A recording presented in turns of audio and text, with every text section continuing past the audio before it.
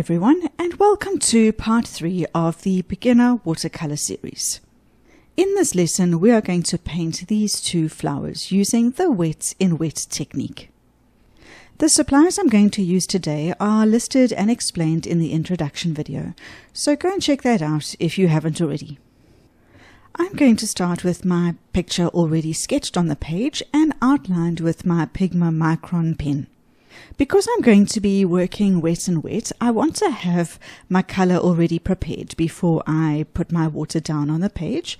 So I'm going to mix up some permanent rose, and then I think it's a little bit too pink, so I'm going to add a little bit of cerulean blue just to dampen the color a little bit. But now I've added a little bit too much, and I don't want to keep on adding loads of pigment to my pan, so I will lift up and rinse off some of the color that I've already got down, and then just add some more permanent rose. I'm happy with that color now. It's not quite as vibrantly pink as it was before. To illustrate the wet and wet technique, I'm going to work with 2 petals initially, but if this is your first time doing wet and wet, then you might want to work 1 petal at a time.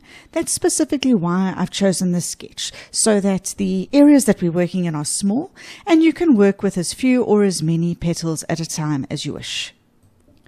I'm going to start by putting water down in the petals. I haven't rinsed off my brush entirely, and that's absolutely fine. I'm happy to have a very, very diluted mix of my pink color to be my base wet color that I'm going to put down in the petal. Now that I've got my wet layer down, I'm going to pick up some of that more concentrated pigment and drop it in on the side of the petal closest to the center. You will see that as I do that, it starts to blend naturally into the wet layer that I've already put down. How far the color blends is going to depend firstly on how much water there is as the base layer underneath, and secondly by how concentrated the mix is that I'm dropping in after. I am going to repeat the exact same process using the next 2 petals. I'm not completely rinsing the pigment off my brush so that I can get a nice weak mix to put down as my wet layer. The wet and wet technique really does just boil down to water control. It's going to take practice for you to get the right amount of water on the page to get the amount of blending that you desire when you put your thicker pigment down. The most frequent beginner error is to put too much water down in your wet layer so that when you put the more concentrated pigment down, it spreads too far.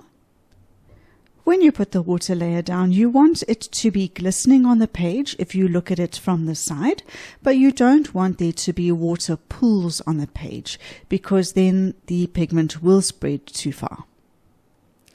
If the pigment does spread too far, then just rinse and dry off your brush slightly, and then go back into your painting and use your brush to lift some of the color.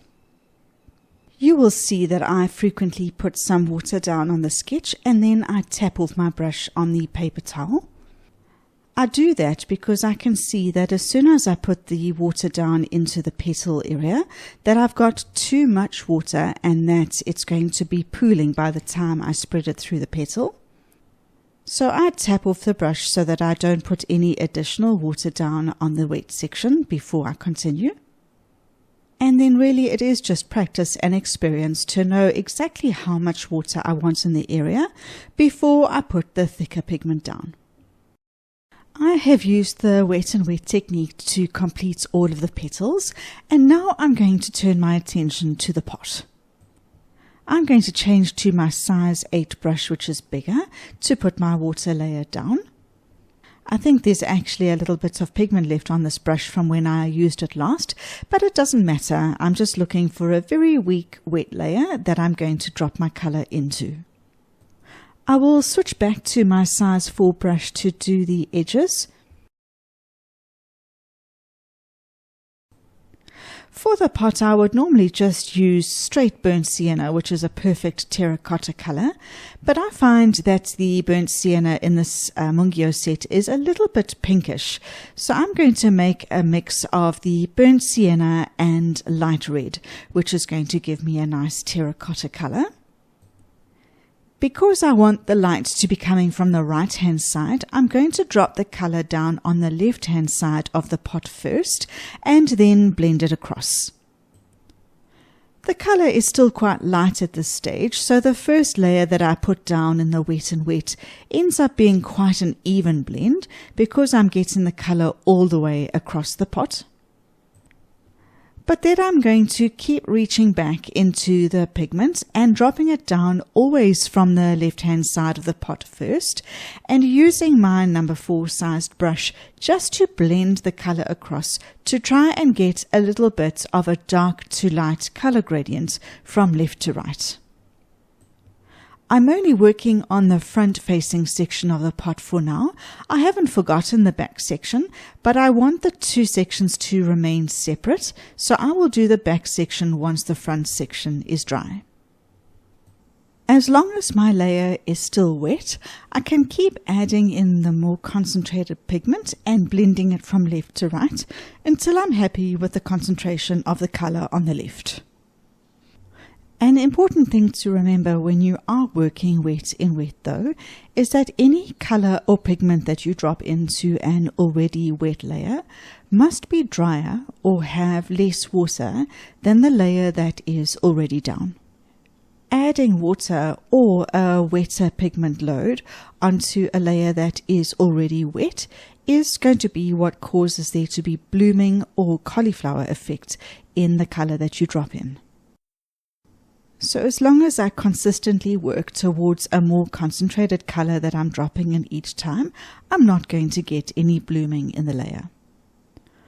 I think that the front-facing section is dry enough now that I can put a weak concentrated mix of the color on the back side of the pot. But I'm just going to take this up to the middle stem at the back because I actually don't want the color from the front blending with the color at the back. I've let that dry and now I'm going to work on the back of the pot again. I'm going to keep in mind that the left-hand side of the rear would be catching the light and the right-hand side would be the side that's in shadow. So I'm going to work wet and wet again, put a base layer down that's lighter, and then I will drop the more concentrated color on the right-hand side. So I will blend this more concentrated color from right to left until I'm happy with the color gradient. And then I will let this layer dry completely. Now I want to work on the center of the flowers. Keeping on with my sized 4 brush, I'm going to mix up some of the yellow color that is already on my palette. I will put that into the center of the flowers first. Then this mix that I've got on the back of my palette is largely Van Dyke Brown mixed with a little bit of yellow ochre. I'm going to mix that up. Add a little bit more Van Dyke Brown, have it in quite a concentrated consistency on my brush, and I'm going to tap that into the center of the flowers to give us a little bit of texture. Again, I'm working wet and wet, but this time I'm dropping a different color into the base color.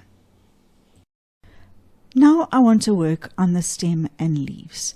I'm going to have a look at the yellow-green color on my palette and see if that will be suitable.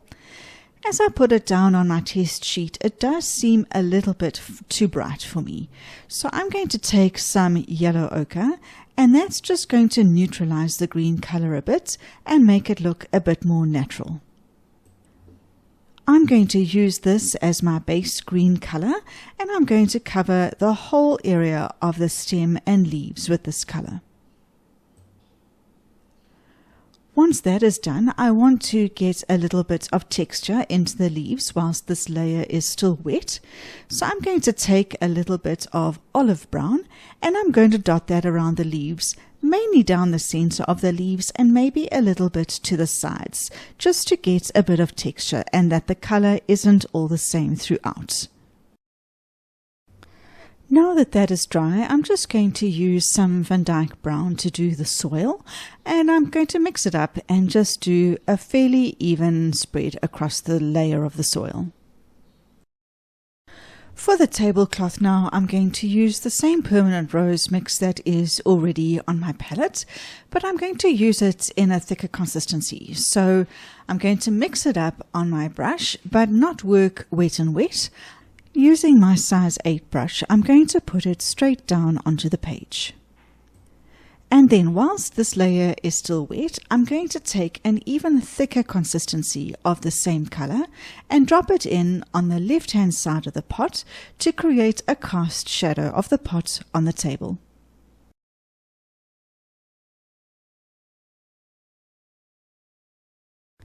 As a final finishing touch now, I'm going to mix up some of the olive green, and then I'm going to use that to put it down the center of the leaves, as well as to put in the veins on each of the leaves. Once I've done that, I'm going to take the same green color and create a bit of a shadow under each of the blossoms on the stem. So I will put a thicker consistency of the green mix down and then blend it downwards. And there's the final sketch. Thank you for joining me. I will see you in lesson 4.